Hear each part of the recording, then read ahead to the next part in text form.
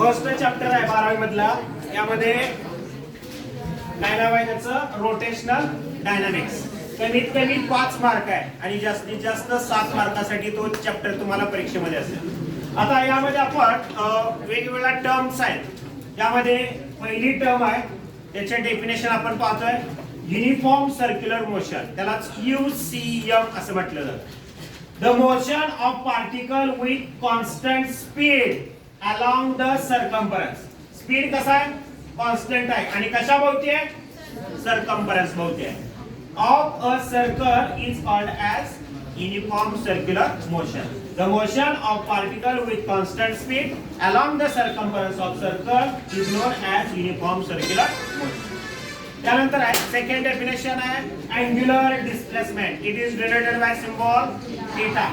The angle through which, angle change होणार आहे कशामुळे, रेडियस वेक्टरच्या टर्न होण्यामुळे चेंज होणार आहे. आता नीट लक्ष द्या. पहिली त्रिज्या किती आहे, OA. नवीन त्रिज्या किती तयार झाली, OB. म्हणजे रेडियस वेक्टर काय झाला, टर्न झाला. त्याच्यामुळे काय झालं, डिस्प्लेसमेंट निर्माण झालं. त्याला डिस्प्लेसमेंटला कसले डिस्प्लेसमेंट म्हणायचं, angular displacement. The angle through which radius vector turns is called angular displacement. SI unit is radian. याचं SI unit हे radian आहे. त्यानंतर आहे angular velocity. It is denoted by symbol omega. The rate of change of angular displacement. The rate of change of angular displacement with respect to time is called as angular velocity. SI unit of angular velocity is radian per second or rad per years. Yes म्हणजे second. त्यानंतर समजा हा circular path आहे, particle perform uniform circular motion आहे. A या ठिकाणी particle आहे, तो जाणार आहे B या ठिकाणी, म्हणजे या डायरेक्शन मधून तो पाथ ट्रॅव्हल होतोय. त्यानंतर ओमेगा हे त्याचं काय अँग्युलर व्हेलॉसिटी आहे. आता रेडियस वेक्टर टर्न झाला, पहिला रेडियस आहे OA, दुसरा नवीन रेडियस काय दर होईल, OB. म्हणजे त्रिज्या चेंज झाल्यामुळे अँगल निर्माण होतो. किती होतो, डेल्टा थीटा. डेल्टा म्हणजे स्मॉल आणि थीटा म्हणजे angle. Small angle delta theta form झाला. म्हणून फॉर्म्युला आपण लिहू शकतो omega is equal to limit delta T tends to 0 delta theta upon delta T. हेच आपण सिम्प्लिफाय मॅनर मध्ये लिहू शकतो, सोप्या रूपामध्ये. काय, omega is equal to D theta upon D T. आता डी थीटा याचा अर्थ काय, final angle minus initial angle, that is theta 2 minus theta 1 upon time म्हणजे काय, final time minus initial time. याचाच अर्थ थीटा अपॉन टी. तेच आपण लिहू शकतो omega is equal to theta 2 minus theta 1 upon D T. आणि याची डायरेक्शन, अँग्युलर व्हेलॉसिटीची डायरेक्शन ही कशी असते, परपेंडिक्युलर असते प्लेन ऑफ पेपरला. आणि कोणत्या रूल नुसार काढली जाते, राईट हँडेड स्क्रू रूल नुसार काढली जाते. त्यानंतर आहे angular acceleration. It is denoted by symbol alpha.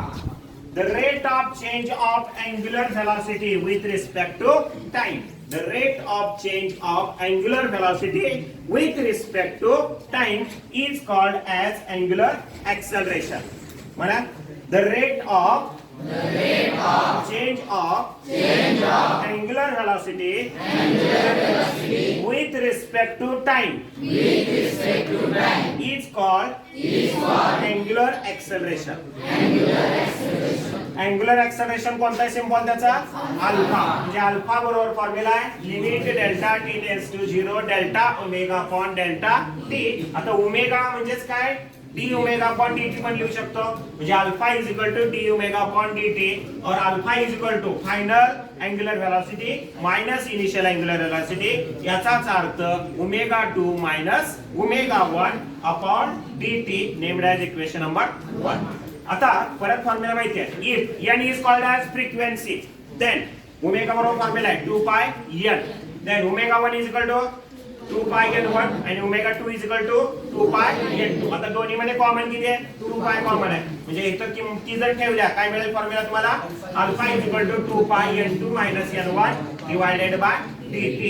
and SI unit of angular acceleration is radian per second square and direction of angular acceleration is perpendicular to the plane of paper and given by right handed screw rule. This is about the definition regarding with the rotational dynamics.